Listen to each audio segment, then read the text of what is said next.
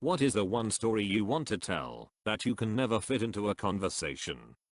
One time I was on the bus toward the back, but in front of the second door in the back. As we're going down the road I noticed the guy in the seat across the aisle is sitting there jerking off. I mean, the whole thing was out, and he was going to town. There was a mom and her kids 2 seats in the front sideways facing seats, and I'm pretty sure he was looking at the kids. Just as I noticed the bus pulls up to a stop and the mom and her kids who were probably around 7 to 5 range get up to exit out the back doors. I bolt to my feet and block their way down the aisle and yell, "You need to go out the front door." The poor mom looks at me and starts to protest, but I just make myself big to block their way and start herding them to the front door. As she was exiting the bus I tried to quietly tell her what was going on, but she was pretty mad at me and didn't let me get close enough to say anything. I think about this often. I was probably their villain of the day and I actually might have saved them from real harm. When I was a kid, this happened to me. I was sitting towards the back of the bus and my mom was up front. Since the bus was mostly empty it wasn't a big deal. I noticed the guy in the back staring at me and his arm was moving up and down. I had no idea what he was doing, but I knew it was weird, so I went back to sit with my mom. Didn't ever mention it to anyone. So thanks for doing what you did for that family. I helped a little girl who got separated from her mother in a mall. Mom got on the escalator going down with a stroller and their coats and bags, and the girl was scared of the escalator, so she steps back and is now at the top, while mom is at the bottom and everyone's nervous. There are people behind me piling up, but I ignore them. I put out my hand, point to mom, who we can see, and say we'll go down together. The girl won't speak any words and is clearly frightened, but takes my hand. I say okay, ready, 1, 2, 3 and step onto the escalator, but she doesn't move, and I have to hop backward. I try one more time. No luck. I crouch down and ask, "Is it okay if I pick you up?" And she nods yes, so I repeat yet again, "Okay, I'm picking you up. I'll take you to your mom, okay?" The whole time I'm reminding her that mommy is right there and we are going to go to mommy. When I stood up to carry the girl down I heard a group of teenage girls let out a collective "Oh," at the bottom. I pass her off to mom and kept on my way. As a single 35-year-old guy, the story is absolute gold with women, but there's never any reason to bring it up. Not all heroes wear capes, which is good in this case, because you probably shouldn't wear a cape on an escalator. I saved a mother and her infant from drowning on my honeymoon. My wife and I were on our honeymoon in Fiji and were on a day cruise around the islands. We had a stop off for lunch on a small island with a pool. We are hanging out, having a beer up the deep end of this pool, which must have been about 10 meter x 5 meters. It turns out that the shallow end was around 1 meter deep, and halfway down the pool there was a vertical drop off where all of a sudden it becomes around 2.5 meters deep. Really safe, I know. Anyway, there's a young mum walking around the shallow end of the pool with her baby daughter. She walks too far up the pool and steps off the edge of this drop off. She just goes straight under and starts panicking, flailing her arms and screaming. The lady she was with freaks out, and I realize neither of them can swim. At that moment, instinct set in. I slammed my beer down, ignoring what my wife was saying. It turns out this was going to be the first time of many, and pushed off the side of the pool towards this lady. With the momentum, I managed to scoop her and her daughter with relative ease and put them back on the ledge. Adrenaline is a funny thing. I always look back on that and think of how I took swimming lessons for granted as a kid growing up in Australia, but it definitely all paid off for that one time. I might have met Christopher Walken while working at a fast food restaurant. This guy walks and that looks really familiar. I thought that maybe he came in a few days ago or something and that's why he looked familiar. I take his order and I ask for a name to put on the order. He chuckles and says Chris. Why did he chuckle? I didn't know at the time. It wasn't until a few days later where it hit me that the guy looked like Christopher Walken. He said his name was Chris, and the reason he chuckled was probably because I didn't realize he was Christopher Walken. I work at Walmart in NH. I met Louis Guzman and I didn't realize who he was until I was in my car. He said hi, and I said hi back. I just was focused on going home for lunch. I don't know what I would do if it was Christopher Walken. My sister used to work at a Starbucks, had a customer come in, and wasn't really paying attention as she took her order looking down at the cash register. She asks for a name and the customer replies Tegan. My sister replies oh, like Tegan and Sarah. There is a long pause and my sister finally takes a good look at who she is talking to and realizes that it is her. She just said yes, and my sister pretended nothing awkward had happened.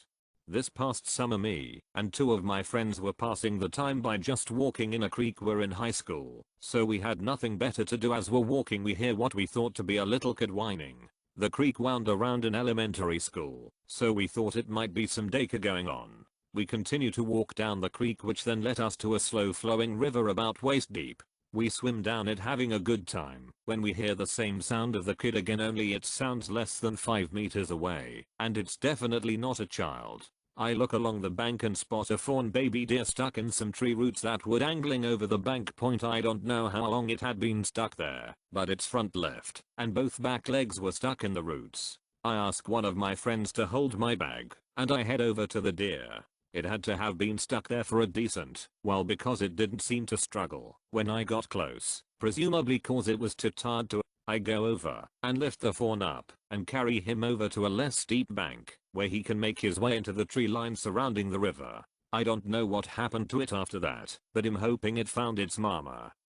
The deer was probably not too far off. Their instincts are very strong, to the point that other does will investigate fawn calls.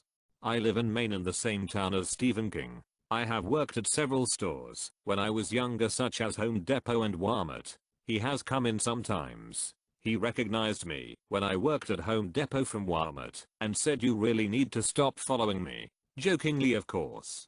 He was a pretty cool dude. Bought some screws and lumber. I grew up in Maine, went to UMO, and worked at the KFC on Broadway in Bangor in the early 1990s. Steven used to come through the drive-thru occasionally in his big black SUV to order several buckets of chicken for the local little league team. I think his sons were on the team. Anyway, I always knew it was him, mostly because of his very thick Maine accent, when he ordered a LAHGE lemonade for himself at the end of his order for, like, 5 buckets of chicken. He also signed a book for me to give to my friend who was a huge fan. He was always very nice. My cousins live near his summer home in Florida. Notice I said near, they don't live in the same neighborhood in a huge house like he does. In any case, hard to not run into people in a relatively small area. Supposedly has a very nice but unassuming guy. One time me and my brother were being signed up by my parents to do a Rugrats Campbell soup commercial. My parents were both in chairs in front of this desk talking to a man, and I was sitting leaning against the wall by the door behind them. Then a hand comes through the door and clamps around my mouth and I get dragged out of the room. Has dragging me down the hall and him trying to kick and scream, but has this 6'2" white guy with a long beard, and I can't budge or make a noise past his hand. Then halfway down the hallway in the lobby the receptionist looks up at us, and he lets me go. I run back to the room and sit on the floor between my parents' chairs. The guy comes in again and whispers something to the man my parents are talking to and leaves. It still makes me angry today, because when I told them this story they didn't believe me. I was 5. I'm 27 now and now they believe me. It was so traumatizing I still remember it. Did the commercial get made? I mean, was it a legitimate job or an elaborate ploy to kidnap a child? Do your parents remember how legit this place was? If he was whispering to the man your parents were talking to, maybe he was in on this.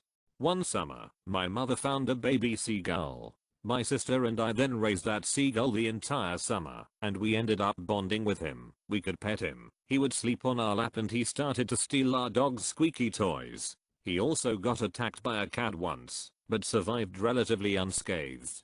He learned to fly after 8 weeks or so my mom then put him out into the wild, next to her workplace. He would frequently meet up with us and snuggle a bit. My mom would feed him some raw shrimps as well. When winter came, he disappeared and we never met him again. What a weird summer that was. Thanks for the silver, stranger. Here is a picture of the little guy, the last one I took of him too. Whoa, thanks for the gold. My first one. You guys are a good bunch of people, and I enjoy reading the answers below. I wish I had time to reply to everyone. If Disney taught me anything, one day you will have your life saved by a flock of seagulls. Be ready to film at all times. I actually got attacked by one recently, so that hasn't happened yet, sadly. I used to deliver pizzas. I roll up to this one house, walls to the door, have a knock and start waiting, when this cicada starts dive bombing me, kamikaze style, with rage. Like I could almost hear it screaming at me. This went on for the several minutes that my customer wasn't answering the door, and then the cicada conveniently flew away right as the door popped open. So I'm sitting there stressed, kind of in shock with a pizza in my hand, and tell the customer what happened for some reason. They don't care. Whatever. I walk back to my car, get in, the cicada is in my car, attacks me again. One of the most surreal exchanges with nature I've yet encountered. I think the cicada ordered the pizza and was angry you didn't give it to him, then gave it away to a stranger. I mean, this is the only logical explanation after all. The cicada just wanted pizza. I don't want to freak you out, but I reckon that bug landed on you and was there the whole time you were chatting to the customer, waiting silently until you got back into your car. I think I've shared this on another sub before, but I made Alec Baldwin laugh. It was Halloween, and I was in New York City, and my office was near the W4th Street station, which is on 6th Avenue, where they do the massive Halloween parade every year. I was trying to rush to the station before the parade started, so I could get home and avoid the craziness. I was heading down Bleecker and already there are tons of people dressed up on their way to the parade. As I'm speed walking down the street, I get into an awkward shuffle with someone heading the opposite direction. You know, where you both go the same direction at the same time, then try to go the other direction, but you basically just keep blocking each other by accident. I look up, and the person I'm doing this awkward shuffle dance with is Alec Baldwin. I normally don't think so quickly on my feet and I realize I pretty much peaked in this moment, but I blurt out that's a great Alec Baldwin costume, and he laughed. I think this is the fourth Alec Baldwin story here. Yeah, he must really enjoy looking like Alec Baldwin.